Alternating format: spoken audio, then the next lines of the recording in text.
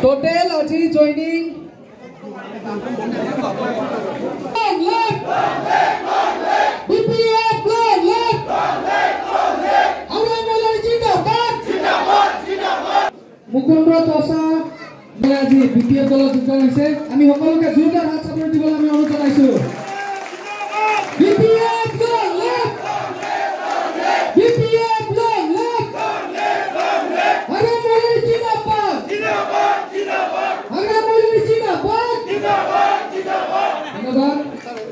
दिनै जोङो primary committee मोनसेल' प्राइमारि कमिटि हासारा प्राइमारि कमिटि बेवहाय जोङो कर्मिफोरनि माने मोगा-मोगि जालायनाय जोंनि बिपिएफ प्रधान श्रीजुत हाग्रामा महिलारि सारा बिथाङा माने चिफ गेस्ट हिसाबै फैनो गोनां दंमोन आरो बिथाङानो गावनो माने बे प्राइमारि कमिटिनि कार्यकर्ता माने बिबानगिरि बिथांमोनखौहाय लोगो हमनायनि खोथा दंमोन नाथाय बिथाङा बिखेख कारनाव दिनै आसाम एसेम्बलि सेसन सोलिबाय थानायनि थाखाय हठात माने आसामनि गिबि मन्थ्रिया बिथांखौ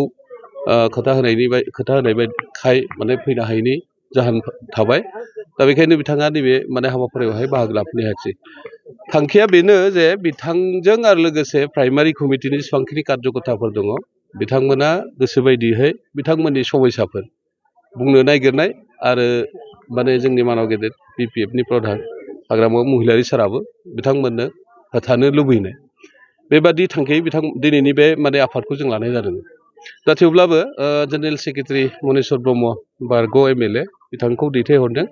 आरो बिथाङा माखासे गोनां बाथ्राखौ बे कार्यकर्ताफोरनो मेम्बार्सफोरनो जोंनि दैदेनगिरि बिबानगिरि बिथांमोननो बुजायनानै गालांदों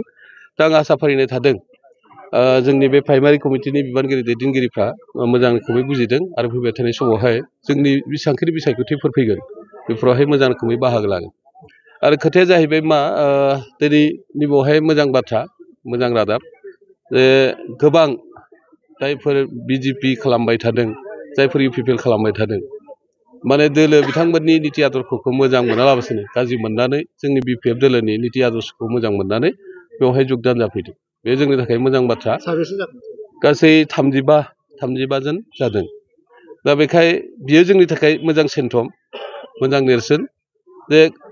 गोदोआवबो जों गोबां बेबादिनो गुबुन दोलोनिफ्राय जोंनि दोलोआव जोङो जइन जाहोदों आरो बिथांमोना गाव सयिसा गावसोरसो फैनानै जइन जाफैदों जों लिङाखै दा बेखायनो बियो जोंनि थाखाय मोनसे इसारा नालाय मोजां इसारा फैबाय थानाय समाव जिहेतु बेबायदिनो सानफ्रोमबो बिपिएफ दोलोआव जइन जाफैबाय थायोब्ला इउपिपिएल दोलोनिफ्राय बा नङाबा बिजेपि दोलोनिफ्राय सरकार गैयालाबासिनो दोलोआव हाबफैनायाथ' बिराद ओंथि गोनां बाथ्रा जे जोंनाव मा मोननो जेबो गैया थाखा फैसाबो गैया बेबादि बेबस्थाफोराबो गैया स्किम होनो हानायनिबो जेबो बेबादि माबा गैया खाबु गैया थेवब्लाबो जे बिपिएफ दोलोखौ मोजां मोननानै फैदों नायगिरखागोन निस्सय थांनाय 15 बोसोराव माने सरकार खालामनानै रायजो राजानि अभाब समस्याफोरखौ जेरैबायदि मोजां रोखोमै माने समाधान खालामनानै होदोंमोन नैबे 5 बोसोराव बिथांमोना नुदों बुजि मोनदों जे बिराद मोजां जागोन होननानै लोगोआव माने बिटिआर एकर्डबो थाफाबाय गोदोनि बिटिसिनिख्रुइबो साबसिन हामसिन मोजां एकर्ड जागोन बेवहाय बांसिन खाबु मोनगोन आरो सुजुग सुबिदा मोनगोन आरो बेखौ लानानै रायजो राजाफ्रा जौगानायाव माने आवगायगोन बेखौ उसिला लानानै रायजो राजाफ्रा थांनाय समावहाय इउपिपिएल दोलो बे ट्रेक्टरनि सावगारियाव भटखौ होदोंमोन दा होनाय बायदियैनो रिजाल्टबो मोनदोंमोन सरकारबो खालामनो हाबाय अबसे सरकाराथ' माने बानायजानाय सरकारसो गाव हारसिङै सरकार जाबोनाय नङा बेयो पाब्लिकनि माबाखौ मेन्डेटखौ लानानै सरकार खालामनाय नङा सोरजोंबा बानायजानाय सरकार दा बेखायनो गोसो जाबानो सेफाय माने जानाय बा गोसो जायाब्लानो लाखिनाय बेबादि सरकार जानानै थानायनि थाखाय दिनै प्रमद बर' बिथाङा सरकारखौ दैदेनदोंब्लाबो मोजां रोखोमै बिथाङा मावफुंनो हायाखै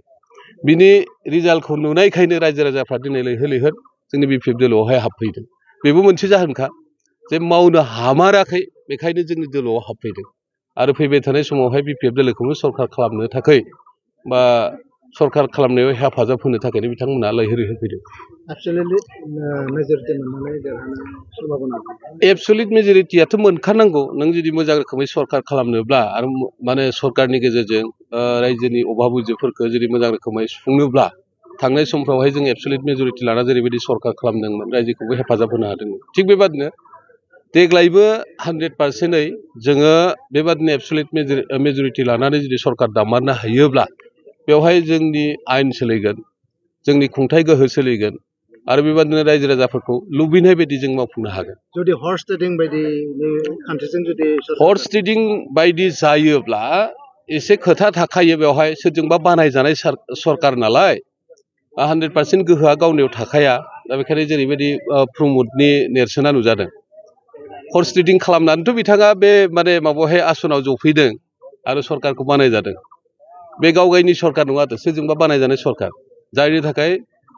जनोब्ला जनो नांगौ जायो उथि होनना बुङोब्ला बा सिखार होननानै बुङोब्ला सिखारनो गोनां जायो दा बेबायदि अबस्थायाव प्रमद बर' बिथाङा बे सरकारखौ सालायबाय थानो गोनां जादों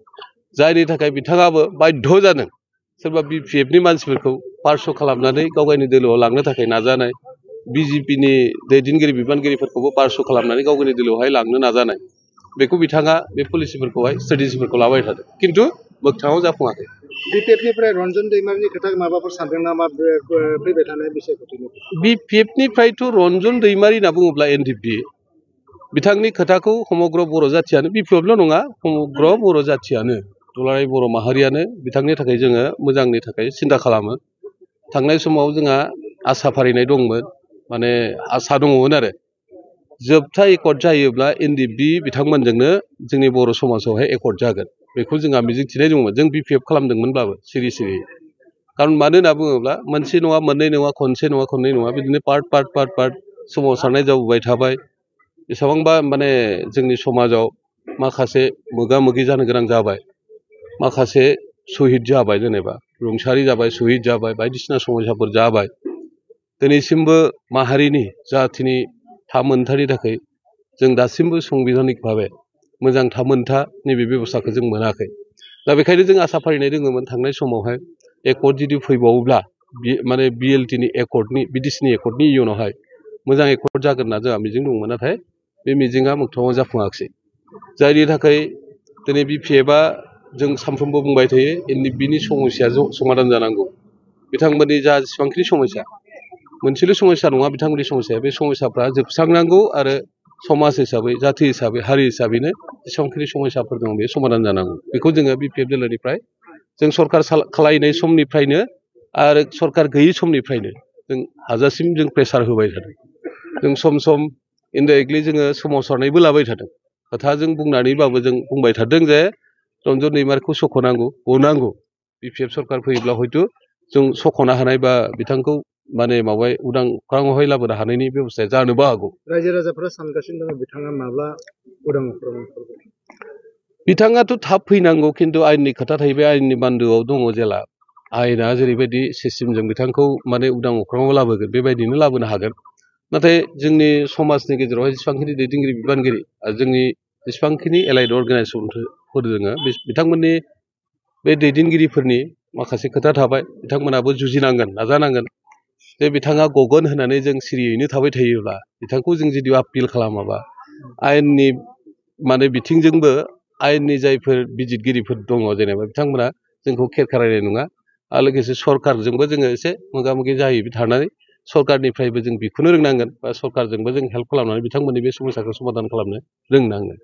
दा दिनैनि तारिखाव राइट नाव जायफ्रा खालामबाय थादों सरकार सम सम नुयो जोङो जे बिथांमोना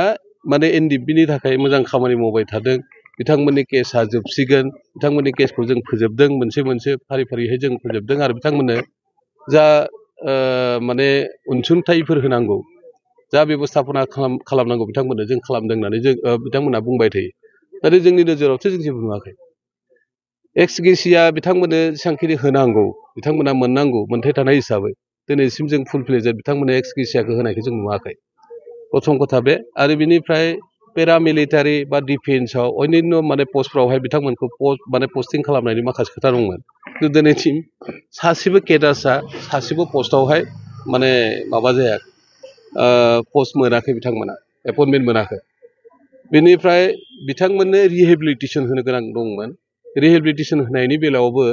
माबा लुननि बेबस्था बायदिसिनाफोरसो जों खोनायो जेनेबा 4 लाख फैसाखौ बिथांमोननो फिक्स डिप'जिट खालामनानैसो होदों होननानै जों खोनायो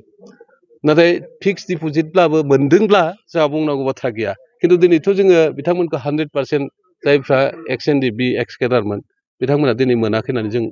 खोनायो। दा बेफोरबायदि माखासे इस्युफोर दङ आरो हारिनिनो थामोनथा जाय इस्युखौ लानानै बिथांमोना सोमावसारनाय लाबोदोंमोन बे इस्युफ्राबो बिथांमोननि थाखायथ' बेबादि अरजाथाव नैबे एकर्डआवहाय जेबो सोसननाय जायाखिसै। खारन मानो होनना बुङोब्ला दिनै जे रन्जन दैमारिनि उदां अख्राङाव माने ओंखारनो हायैनि मेन गुबै जाहोनानो जाहैबाय बेवहाय जेनेरेल एमनेस्टि गैया। बिएलटिनि एकर्डनि समाव जेनेरेल एमनेस्टि जिथु माने होनो हादोंमोनब्ला एकर्डजों लाबोनो हादोंमोनब्ला